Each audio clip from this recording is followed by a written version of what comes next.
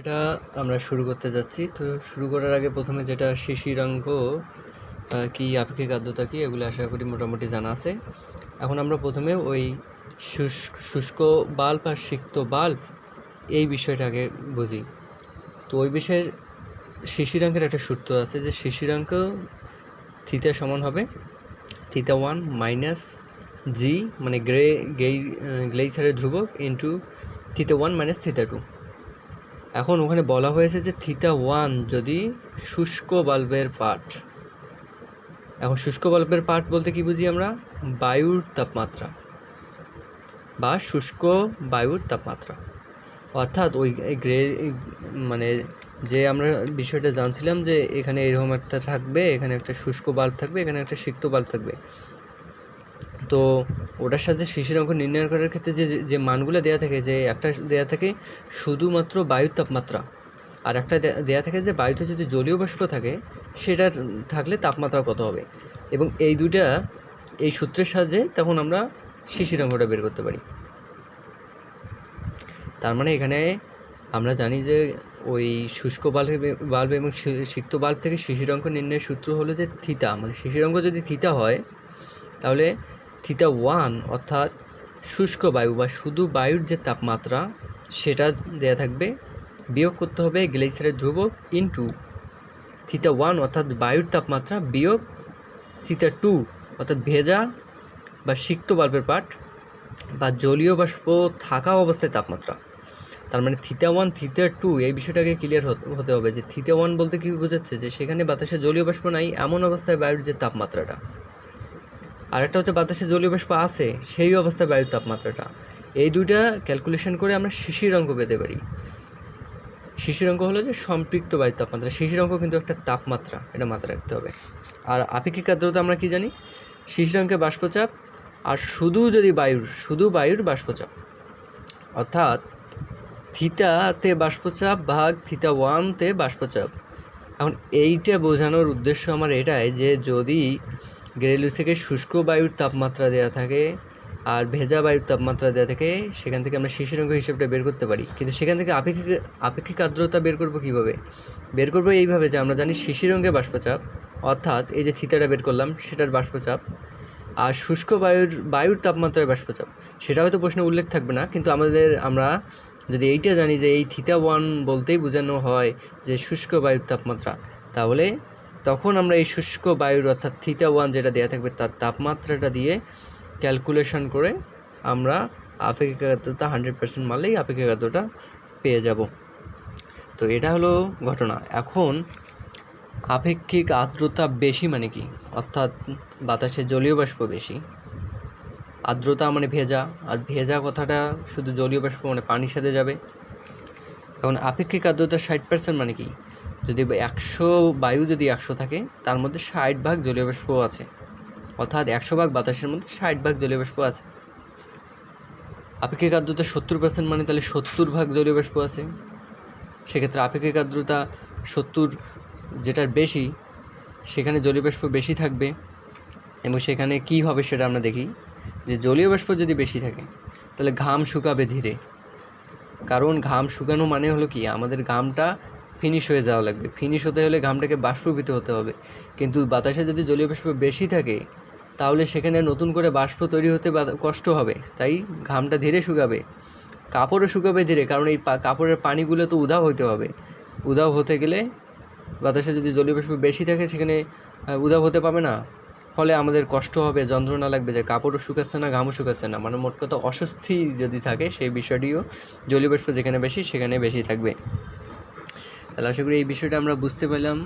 এখন আর একটা বিষয় দেখি যে এটা একটা, যে যদি আমরা 10 টাকায় 5টা চকলেট পাই, আবার বলা আছে যে 15 টাকায় 8টা চকলেট, তাহলে 12 টাকায় আমরা কতটা চকলেট পাবো? আমরা একটু চিন্তা ভাবনা করি। এখন যদি আমরা এইভাবে করি যে 10 টাকায় 5টা চকলেট, তাহলে 1 টাকায় কত চকলেট? আমরা জানি 0.5 হয়, মানে অর্ধেক। এটা ধরে হিসেব করলে 1টা পাবো। আবার যদি 15 টাকায় 8টা চকলেট, তাহলে 1 টাকায় কত? 0.533। এখানে আবার অন্য, এটা ধরে হিসেব করলে আবার অন্য পাবো। তাহলে কোনটা উত্তর সঠিক হবে এটা নিয়ে আমাদের দ্বিধায় পড়তে হবে। তাই এই রকম সমস্যাগুলো সমাধানের ক্ষেত্রে যে আসলে যেটা ঘটনা হয় যে 15 বিয়োগ 10 অর্থাৎ 5 টাকা ব্যবধানে আমরা চকলেট কয়টা পাই? 8 বিয়োগ 5 মানে 3টা। তাহলে 1 টাকায় আমরা তখন ভাবো 3 ভাগ 5, তাহলে 12 টাকায় আমরা কত পাবো? 3 ভাগ 5 গুণন 12। তো এই সিস্টেমটা আসলে এই আপেক্ষিক আর্দ্রতার অঙ্কগুলো করতে ব্যবহৃত হয়, কারণ এখানে যে বৃদ্ধির বিষয়টা থাকে সেক্ষেত্রে যে কোনো একটাকে ফিক্সড ধরে অঙ্কটা করলে দুটা মান হওয়ার সম্ভাবনা থাকে। কিন্তু যখন আমরা এই সিস্টেমে অঙ্কটা করব যে 5 টাকা ব্যবধানে আমরা কতটা চকলেট পাচ্ছি, 1 টাকায় কতটা পাবো, তাহলে সেক্ষেত্রে 12 টাকায় আমরা কতটা পাবো সেটা একটা বের করতে পারি। আর এটা হিসাব আর কি জাস্ট বোঝানোর জন্য দিলাম। তো এই সিস্টেমটা আসলে আমাদের ব্যবহৃত হবে। তো আমরা আসলে একটা এখন অঙ্ক দেখব। অঙ্কটা এইটা, আমরা আগে অঙ্কটা ভালো করে পড়বো যে রফিক সাহেব কোনো একটি নির্দিষ্ট দিনে ঢাকা এবং সিলেটের আবহাওয়া পর্যবেক্ষণ করলেন হাইগ্রোমিটার তার মানে ওই যে শুষ্ক বাল্ব সিক্ত বাল্বের কাহিনী। ঢাকা এবং সিলেটে দেখা যায় কী আছে, ঢাকায় শুষ্ক বাল্ব থার্মোমিটার পার্ট 32.5, অর্থাৎ জলীয় বাষ্প ছাড়া তাপমাত্রা যেটা বলছিলাম যে 32.5, সিক্ত বাল্ব জলীয় বাষ্প সহ তাপমাত্রা 21.5, গ্লেইসারের ধ্রুবক দেওয়া আছে 1.65। অনুরূপভাবে সিলেটে 28.6 শুধু বায়ুর তাপমাত্রা, জলীয় বাষ্প সহ 19.9, গ্লেইসারের ধ্রুবক দেওয়া আছে। এখন আবার দেয়া আছে যে আরেকটা বক্সে যে তাপমাত্রা দেয়া আছে এবং সেখানে চাপ দেয়া আছে, অর্থাৎ 14 ডিগ্রিতে চাপ বায়ুর চাপ এত হয়, বায়ুর তাপমাত্রা 16 হলে চাপ হয় এত, এভাবে 28, 30, 32 মানে কত ডিগ্রি সেলসিয়াসে কত চাপ হয় সেটার একটা বক্স দেওয়া আছে। এখন আমাদের গ নম্বরে কী বলছে যে ওই দিনে শিশির অঙ্ক কত ছিল, ঢাকায় শিশির অঙ্ক কত ছিল। তো সিক্ত শুষ্ক বাল্বের আমরা সূত্র জানি। সূত্র কোনটা? যে থিতা মানে শিশির অঙ্ক সমান θ1 মাইনাস জি ইন্টু θ1 মাইনাস θ2। তো এখানে একদম ইজি যে θ1 মানে আমরা জানি শুষ্ক বাল্বের তাপমাত্রা ঢাকায় দেয়া আছে কত 32.5, θ2 দেয়া আছে কত 21.5, জি দেয়া আছে। জাস্ট ঢাকার অংশটার মানগুলো আমরা বসাই দিলাম, এই যে 32.5 বিয়োগ জি ইন্টু এটা। কিন্তু আমাদের কিন্তু এইটার কাজ আগে করতে হবে, এটা বিয়োগ করে গুণের কাজ আগে করে এটা থেকে বিয়োগ করলে আমরা পাবো 14.625। তার মানে শিশির অঙ্কের তাপমাত্রাটাই আমরা পেলাম। তাহলে আমরা শিশির অঙ্কের তাপমাত্রাটা পেলাম কিভাবে পেলাম? শিশির অঙ্কের সূত্রটা আমরা তো জানি, যেহেতু শুষ্ক বাল্ব সিক্ত বাল্বের কথা বলা হচ্ছে, শুষ্ক বাল্বেরটা বসালাম, জি বসালাম, θ1 θ2 এটা বিয়োগ করে জাস্ট সূত্রে বসে দিয়ে আমরা পেয়ে গেলাম শিশির অঙ্কের তাপমাত্রা। কার কোথায়? ঢাকার শিশির অঙ্কের তাপমাত্রা পেলাম। এখন এখানে গ নম্বর প্রশ্নটা অনেক শর্ট করে দিয়েছে। যদি এমন থাকে যে প্রশ্নটা এরকম যদি হতো যে ঢাকা ও সিলেটে শিশির অঙ্ক কত, তখন আমরা কিন্তু সিলেটেরটাও অনুরূপ সিস্টেমে বের করতাম। যে এইখানে দেখি যে সিলেটের শিশিরাঙ্ক থিতা মানে θ1 মাইনাস জি θ1 মাইনাস θ2। এখন আমরা সিলেটের মানগুলো বসাবো। এই যে সিলেটে শুষ্ক বাল্ব আছে এত, মানে θ1, θ2 দেওয়া আছে এত, জি দেওয়া আছে এত। জাস্ট সিলেটের মানগুলো আমরা সূত্রে ফটাফট বসাই দিলাম যে 28.1, 28.6 বিয়োগ গ্লেইসারের ধ্রুবক বসাইলাম, তারপর দুইটা মান বিয়োগ করে এখানে পেলাম 14.1232। তাহলে দুই জায়গায় আমরা শিশির অঙ্ক ভিন্ন পেলাম। তাহলে শিশির অঙ্ক কীভাবে নির্ণয় করে সেটা আমরা বুঝলাম যে মানে শুষ্ক বাল্ব আর সিক্ত বাল্ব থাকে। এখন আমরা ঘর নম্বরটা দেখব যে কোন জেলায় ভেজা কাপড় দ্রুত শুকাবে।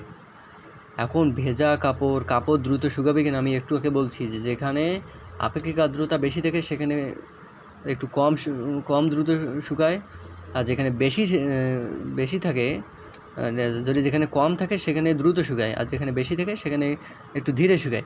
এখন কথা হলো তাহলে এই ভেজা কাপড় শুকাবে কিনা সেটা নির্ণয় করার জন্য আমাদের আপেক্ষিক আর্দ্রতা নির্ণয় করতে হবে যে ঢাকায় আপেক্ষিক আর্দ্রতা কত, সিলেটে আপেক্ষিক আর্দ্রতা কত। তাহলে আমরা বুঝতে পারবো কোথায় আপেক্ষিক আর্দ্রতা বেশি আর কোথায় কম, এবং কোথায় কাপড় শুকাবে আর কোথায় না শুকাবে। তাহলে আমাদের এখন কাজটা হলো কি, ঢাকায় আপেক্ষিক আর্দ্রতা নির্ণয় করতে হবে এবং সিলেটে। এখন আপেক্ষিক আর্দ্রতা নির্ণয়ের আমরা জানি যে শিশির অঙ্কের বাষ্পচাপ এবং বায়ুর তাপমাত্রার বাষ্পচাপের অনুপাতটা লাগবে। এখন আমরা অঙ্কটা সলভের দিকে যাই। এখন এই যেটা বললাম যে ঢাকায় আপেক্ষিক আর্দ্রতা যদি আমরা নির্ণয় করতে যাই, তাহলে ঢাকায় শিশিরাঙ্কের বাষ্পচাপ এবং ঢাকায় বায়ুর তাপমাত্রার বাষ্পচাপ। তাহলে ঢাকায় শিশিরাঙ্ক কত? আমরা এই যে ঢাকায় শিশিরাঙ্ক পাইছি 14.625 ডিগ্রি সেলসিয়াস। ঢাকায় এটা আমরা শিশিরাঙ্ক পাইছি, তার মানে একটা মান পাইছি। তাহলে এবার দ্বিতীয় মানটার জন্য কি বায়ুর তাপমাত্রার শিশিরাঙ্ক লাগবে, বায়ুর তাপমাত্রা। এখন ঢাকায় বায়ুর তাপমাত্রা কত? অর্থাৎ বলেছিলাম যে θ1T হলো বায়ুর তাপমাত্রা। θ1 মানে কি? θ1 মানে 32.5, অর্থাৎ আমাদের 14.625 বাষ্পচাপ কত সেটা বের করতে হবে, এবং 32.5 অর্থাৎ বায়ুর তাপমাত্রার বাষ্পচাপ কত সেটা বের করতে হবে। তাহলে সেটা আমরা চলো বের করি। বের করার ক্ষেত্রে ওই যে ঘটনাটা আমাদের চোখে পড়ে গেল যে চকলেটের কাহিনী। কেন চকলেটের কাহিনী আসলো? কারণ এখানে 14 ডিগ্রি দেওয়া আছে, 16 ডিগ্রি দেওয়া আছে, কিন্তু আমাদের লাগবে কত? 14.625। এই যে অতিরিক্ত 625 বৃদ্ধি পেয়েছে, এই বৃদ্ধিপ্রাপ্ত এই 0.625 এই বৃদ্ধিপ্রাপ্তটার জন্য আমাদের চকলেটের মতো হিসাব করতে হবে। কারণ আমরা এইভাবে করতে পারি না যে 14-এর জন্য 11.89, তাহলে 1-এর জন্য কত, তাহলে 0.625-এর জন্য কত, এটা করতে পারি না। কারণ এটা করলে গেলে 16-র জন্য হিসাবটা আমার আলাদা হয়ে যাবে। তাহলে কী করতে হবে? যে এই যে 14.625 এই মানটা কিন্তু বৃদ্ধি পেয়ে এই 14 এবং 16-র মধ্যে কতটুকু বৃদ্ধি পেয়েছে এর মাঝখানের মানটা সেটা আমরা আর কি বের করব। তাহলে কিভাবে বের করতে পারি? যে প্রথমে যে 16 ডিগ্রিতে বাষ্পচাপ কত আছে দেয়া আছে প্রশ্নে 13.64, 14তে কত আছে 11.89।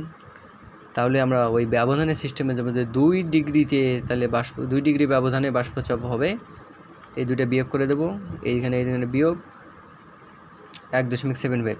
তাহলে 1-এর জন্য কত হবে? 1 ডিগ্রি যদি বৃদ্ধি পায় তাহলে সেখানে হবে 1.75/2। আর অতিরিক্ত এই যে বৃদ্ধি পেলো 0.625 বৃদ্ধি পেলে 0.625 যদি বৃদ্ধি পায় তাহলে সেক্ষেত্রে কত বৃদ্ধি পাবে? ঐকিক নিয়মে আমরা এত পাবো। তাহলে এত পাইলে আমরা 0.625-এর জন্য, কিন্তু আমাদের মান দরকার 14.625 পুরোটার জন্য। তাহলে 14.625-এর জন্য কত হবে? 14-র জন্য কত? 11.89। আর অতিরিক্ত 0.625-এর জন্য যেটা পেলাম জাস্ট যোগ করে দিলাম। তাহলে এখন 14.625-এর জন্য আমরা পেলাম 12.4368। আমরা বিষয়টা ভালোভাবে বোঝার চেষ্টা করি চকলেটের নিয়মে। এখন আরেকটা এটা আমরা শিশিরাঙ্কেরটা বের করলাম 14.625। এখন আমাদের বায়ুর তাপমাত্রা বের করতে হবে। বায়ুর তাপমাত্রায় আছে কত? আমাদের 32.5 লাগবে। এখন দেয়া আছে কার কার? দেয়া আছে 32-এর, কিন্তু 0.5 দেওয়া নেই, দেওয়া আছে 34-এর। তাহলে আমাদের ওই চকলেটের নিয়মে আমরা 34, 32 এদের অন্তরফল বের করে তারপর 0.5-এর জন্য কত হয় সেটা করব। জাস্ট এর আগের সিস্টেমটার মতো। 34-এ দেওয়া আছে বাষ্পচাপ প্রশ্নে 39.88, 32-এ দেওয়া আছে 35.62। তাহলে 2 ডিগ্রি বাড়ে, যদি 32 থেকে 34-এ যায় তাহলে 2 ডিগ্রির জন্য বাষ্পচাপ বাড়ে 4.26। তাহলে 1 ডিগ্রির জন্য বাড়ে 4.26/2, তাহলে 0.5, ওই যে 0.5 32.5, 0.5-এর জন্য বাড়ে। এইটা আমরা ঐকিক নিয়মে বের করতে পারি। এখন দেখো কেন আমরা এই সিস্টেমে গেলাম। এর কারণ প্রথমে যখন 16 থেকে 14, এখানেও কিন্তু 2 ডিগ্রির জন্য বাড়ে 1.75, আবার এখানেও 2 ডিগ্রির জন্য বাড়ে 4.26। এই যে মানের অসামঞ্জস্যতা, তাই যে কোনো একটিকে ধরে আমরা করতে পারি না, আমাদেরকে পরপর 2টি তাপমাত্রার মধ্যে কতটুকু বাড়ে সেটা বের করতে হবে। সেজন্যই আমরা বিয়োগ করে 2 ডিগ্রির জন্য বাড়ে, অর্থাৎ 32 থেকে 34-এর মধ্যে 2 ডিগ্রির জন্য বাড়ে 4.26, এই দুটো মান বিয়োগ করে তাহলে 1 ডিগ্রির জন্য কত বাড়বে আর 0.5-এর জন্য কত বাড়বে সেটা আমরা বের করলাম।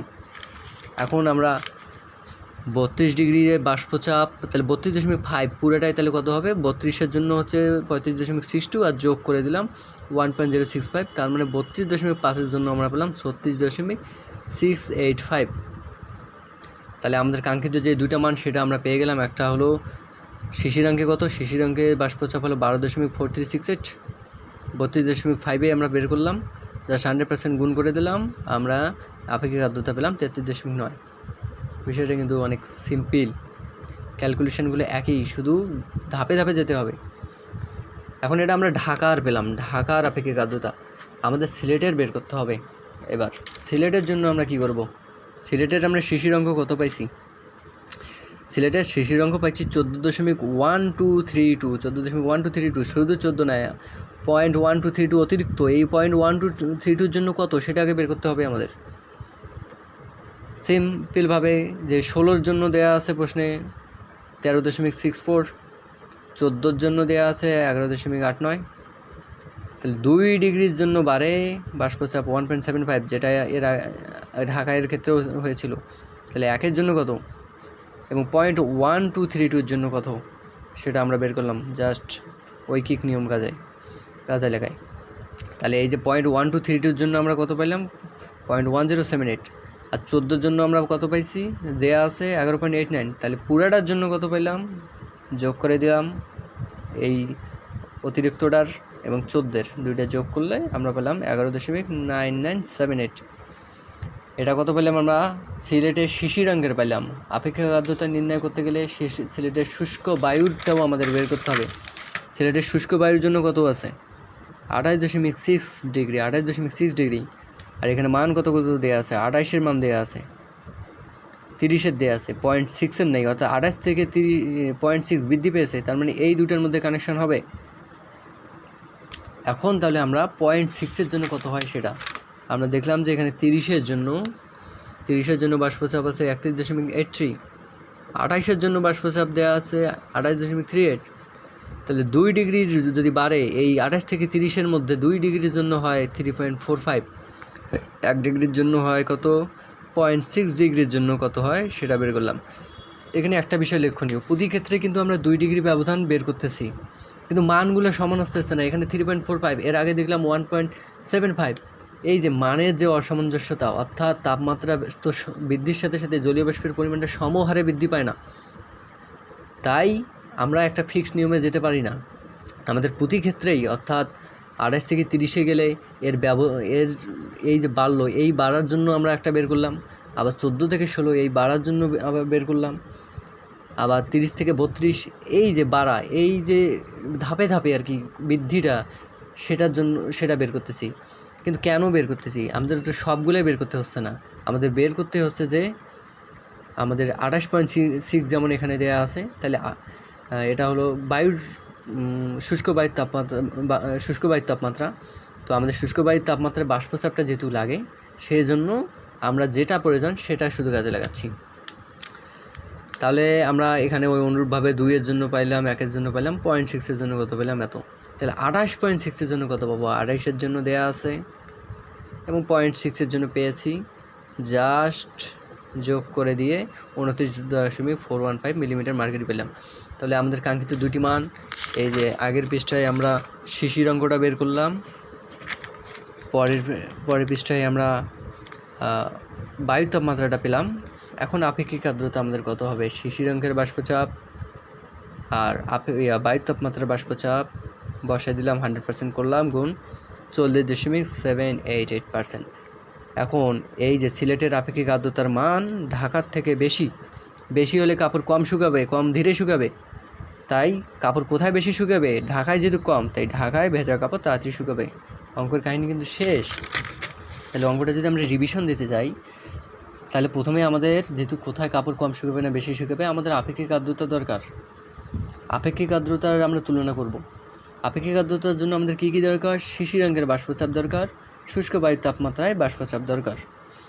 তাহলে শিশিরাঙ্ক ঢাকায় কত সেটা বের করতে হবে। সেটা যদি গয়ে আমরা বের করেছি 14.625। যদি আমাদের গয়ে আমাদের অন্য প্রশ্ন থাকে, তাহলে আমরা এই প্রশ্নতেই সেটা বের করে নিব।